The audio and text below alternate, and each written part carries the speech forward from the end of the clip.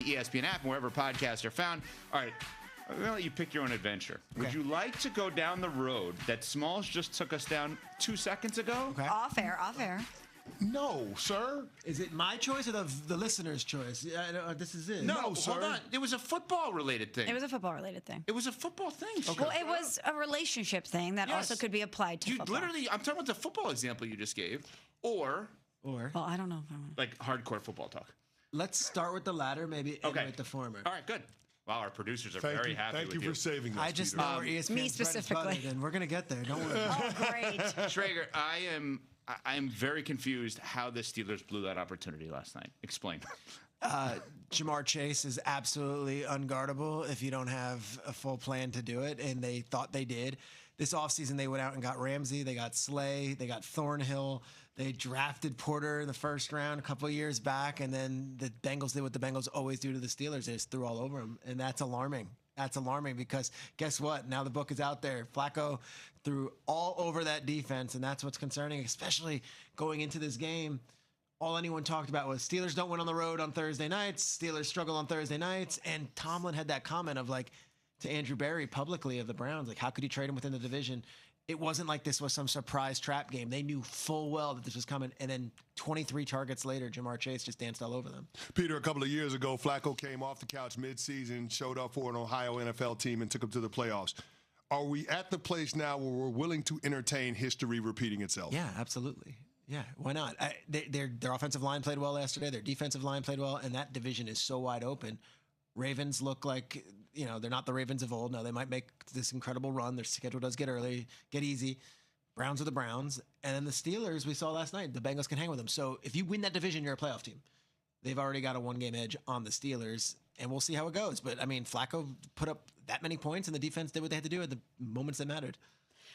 Peter, I'm watching this game last night, and as a Packers fan, I was kind of relitigating what I saw last week versus Green Bay because I thought that Packers win, it wasn't... Didn't feel great. It didn't feel great, and I thought it was more about the Packers than it was the Bengals, but then I see Joe Flacco and the Bengals come out, beat the Steelers. I'm kind of relitigating it a little bit. But to the Packers, what do you need to see from them moving forward, specifically this week versus Arizona, to gain that confidence back in this team who's been a little off the past 3 weeks? When it mattered most, he hits golden on that play, and you're like, all right, Jordan Love can get it done.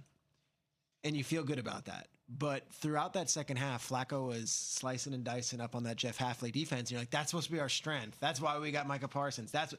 And Flacco was doing what he wanted to do on the road and did that in grand fashion. I would be concerned about, hey, why are we great to start off the game defensively? And then in the second half against Dallas, in the second half against Cleveland, in the second half against, obviously, Cincinnati last week, why are we not able to go the full 60 minutes? And then Jordan Love, are you in that conversation with those young guys that everyone wants to put you in every offseason? Because if you are, just lead this team and let's not have any issues where it's a close game in the end. We're talking with Peter Schrager, ESPN NFL analyst here on Unsportsmanlike on ESPN Radio, presented by Progressive Insurance. You were on the call with the Monday night game, the Bills and the Falcons. I always love Schrager's story time. Bijan I saw you with Josh Allen. Story time with Schrager. Go ahead. Story time with Schrager. So the best part about doing sidelines for these games is you get unfiltered access with the teams. And on Saturday, we met with the Atlanta Falcons, and Raheem Morris is sitting in the production meeting. And I just said to him, where do you put Bijan on the list? He goes, well, he's the best player in the NFL. And I'm like, all right, well, no. Let me note that one. Time out, because Josh Allen's on the other end of the field this game, and Jamar Chase exists, and there's several others he's the best player in the NFL, hands down. We know that. I'm like, okay, that's bold. Then he's like, I was with Cooper Kupp when he had his Triple Crown season. I was with RG3 when he went nuts as a rookie. And I was with Julio Jones when he had arguably the most dominant season ever as a wide receiver who went to the Super Bowl. He's like, and Bijan is, if not better than all of them, he's certainly in the conversation with them. Wow. And I'm like, I like Bijan Robinson. I do. I know he's a fantasy football star, and I understand he's a good player on the Atlanta Falcons who don't go to the playoffs. And I didn't think of him this way. Then he goes on the field, and I'm on the sidelines. He's unbelievable. 238 yards, the 81-yard run. The one that really impressed me, though, 20-yard gain on a reception in the second half where he breaks 5 tackles. And he's just in traffic doing all this. And the beauty is they are well aware of what he can do.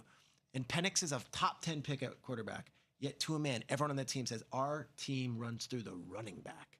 They use him in so many ways. They use him in the pistol. They use him out wide. They use him as the running back, obviously.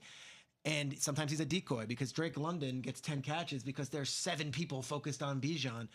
The part I didn't realize was Raheem was like, this is also our team leader. And I'm like, I don't see him as that. I see him as a nice big smile.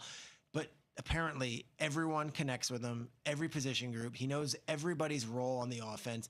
And it's almost this deal like, here I am covering the NFL for all these years, and I cover all 32 teams. And this guy is a top 5 pick. He's a top fantasy pick every year. Did we undervalue just how good this player is? So did you leave there agreeing with Raheem Morris? I left there saying, oh my gosh, this wasn't just hot air. Like maybe all along in the sleepy market of Atlanta and the parts to the Pittsburghs and the Green Bays and all the Dallas and all the stuff, maybe the best player in football is sitting right there in the Peach State down there in Georgia. Wow.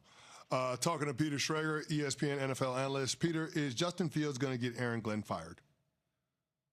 I feel like, I have to do a mea culpa here. 2-3 weeks ago, I came in here like, everyone just hang tight. The Jets have a plan.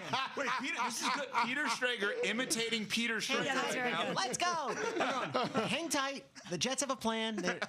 It's been bad. It's been bad. Look, Woody Johnson is a 77-year-old owner who is not going to necessarily be patient. That said, I believe that they hired Aaron Glenn with a long-term plan. The fact that even the messaging coming out of camp was, look at what Detroit did. They started off slow and they turned it around when they hired Dan Campbell, and that's where we all come from, Glenn and Erkstrand and all those guys who came in from Detroit. I don't think trust me, they don't want to fire him after 1 year. And I think a lot of people in that building would feel much better if we can get a couple W's here for the Jets before Thanksgiving.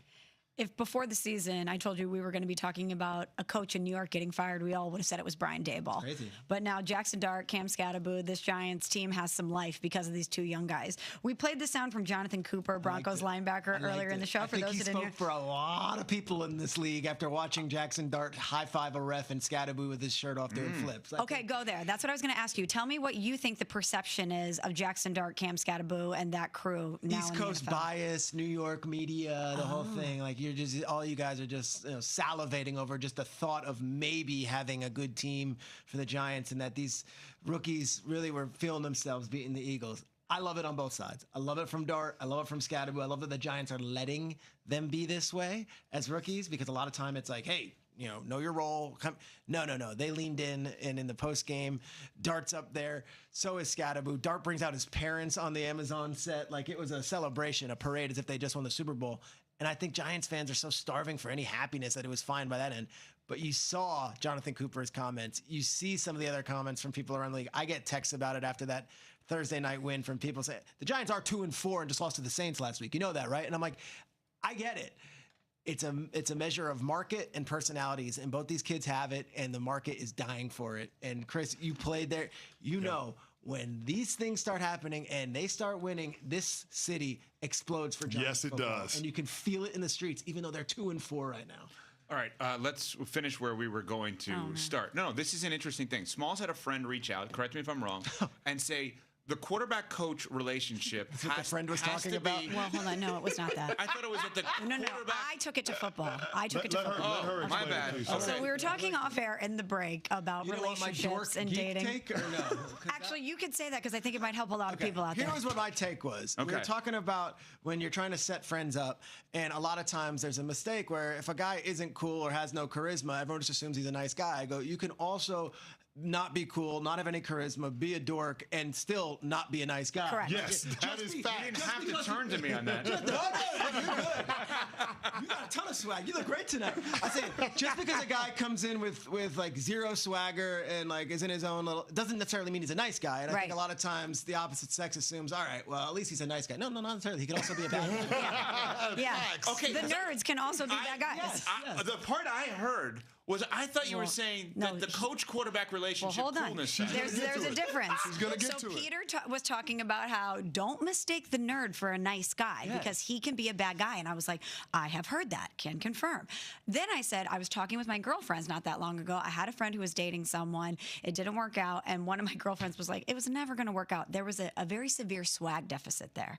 And you can't exist in a relationship like that with a swag deficit. Then I reframed it and said, I wonder if that's true of quarterbacks. I love that. You do If this. there is a quarterback that is at a swag deficit, can the locker room really respect him? Can they get all in? And this goes to Jaxson Dart. There is aura there. There is a personality. There is a 100%. charisma. And this team responded to him. But if the quarterback is trying to get everyone to follow him and the followers have more swag than the leader, will it ever work? Well, give the example of what you were talking about with that exact situation. You were talking about Miami with Tua. Okay. A little bit of a swag deficit between the quarterback, the head coach, and seemingly the locker room. Yeah, is my Where are we friend's at with- theory applied to quarterbacks? But I will say, Here we go. You're going to go to Indianapolis and No. say the No. counter is. no. I don't know, because guys love him. Like, think about the way Saquon talked about You're Daniel right, they Jones. do. They He's got loved him. something. No, in the here's the building. counter. With somebody that Schrager has done a weekly show with, has there ever been someone with more swag than Sean McVay?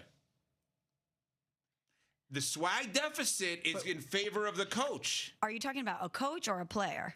Well, I'm saying, are you saying the quarterback can't have more swag? No, than but Stafford No. from a swag standpoint is got it. right He's there, got it, right yeah, there yeah. with That's McVay. Yeah, what are you talking about? You can't grasp yeah, this what are you talking concept. about? Yeah, We're not talking about I don't coaches. We're talking about quarterbacks. I think Michelle's point We got it. is. Yeah, Peter, please that save him. Here comes Mike McDaniel with his insane sneaker collection. The and ankles his are rolled out. up, his rolled up, capri pants, whole thing, and he's got a ton. He's got the Gucci, he's got The the bag, frames is crazy. He's got the watch. He's got the watch. He's also comes out of the car, which is like a Maybach. He looks Yeah, the he's whole got thing. it. And I think what you're saying is, here's Tua, who's a little bit more soft-spoken, maybe not necessarily as outward with his He's not as style and all that bombastic. stuff. But I would argue on Tua's point, this past 12 months, he's all of a sudden got this crazy edge to him also where he answers back, and it's not characteristic of what he's been in the past. So I almost wonder if maybe Tua's trying to... He's trying too hard. Is he, though? I don't... Maybe that's him all... Clearly he is. They 1-5. They're trying too hard. He's trying too hard. I like your theory. Yeah. I would go all 32 teams and do the swag of the coach. This is like a great like Bill Simmons article from back in the day, right? Yeah. The swag of the coach versus the swag of That's the what I quarterback. was saying. And then we do a 1 to 10 ranking, I love and then this. we see who's got the biggest margin and whether that team is successful. or Swag not. That's what I. Peter and I understood it the Okay, same Peter, way. next but I week clearly we're gonna do understood that. it I'll have that incorrectly. list for you. Okay, I've got to do sidelines for the Seahawks Texans this week, but while I'm preparing for that, this will be my side project. I love this. All 32 teams, visual aids included. Yeah, the swag deficit. And then you might be surprised with who I think has swag and who Wow, doesn't. what a tease. Well, and you Monday know Night Football with people. Schrager. That's it. There you go. That's it. Peter Schrager, you'll see him all across ESPN. Get up